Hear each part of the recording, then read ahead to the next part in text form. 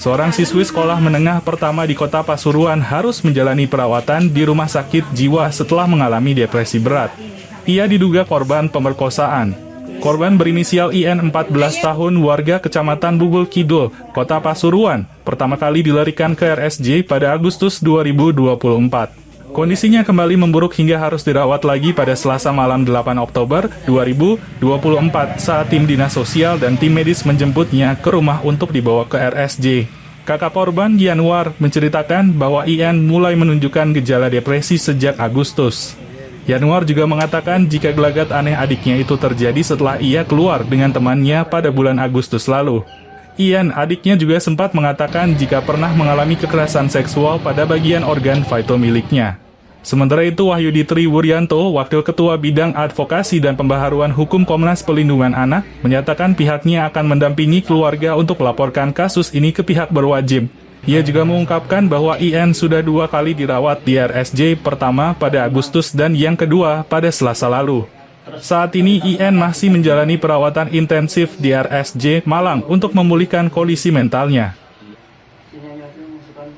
Adik saya sekarang ada di Rumah Jiwa Lawang. Terus sekarang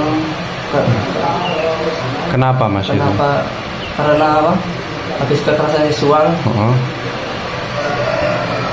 Di mana itu Mas?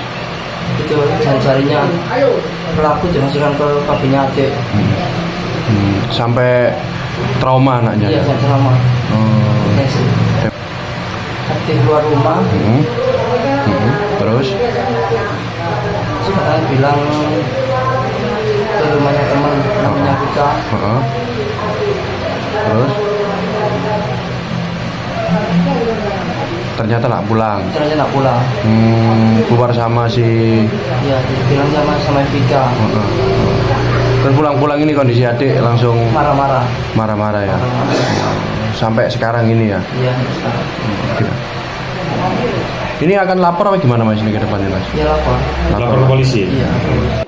Kronologi singkatnya seperti ini. Jadi si anak ini awalnya pamitan pada orang tuanya pada hari Sabtu tanggal 24 Agustus 2024 kemarin, pamitan malam minggu jam 10 malam, katanya akan menemui temannya yang berinisial FK gitu ya. Nah, setelah pamitnya begini, biasanya nginep kan di sana. Kemudian si kakak pulang tanya, "Berarti di mana?" Biasa di rumahnya Vika biasanya nginep gitu. Terus akhirnya pulangnya itu besok siang atau minggu siang jam 12. Setelah itu nyuci pakaian, ditawari makan sama ibunya. Nah, dia bilangnya gini, "Gak mau makan, marah-marah, menjerit-jerit," ceritanya gitu. Nah, terus kejadian itu berulang terus sampai mengurung diri, menjerit-jerit, akhirnya dibawa ke rumah sakit karena tenggorokannya sakit. Malamnya itu dibawa ke rumah sakit selama opname atau rawat inap 6 hari. Setelah dirawat lagi, pulang terus dirawat lagi, ya akhirnya muncul diagnosa dokter.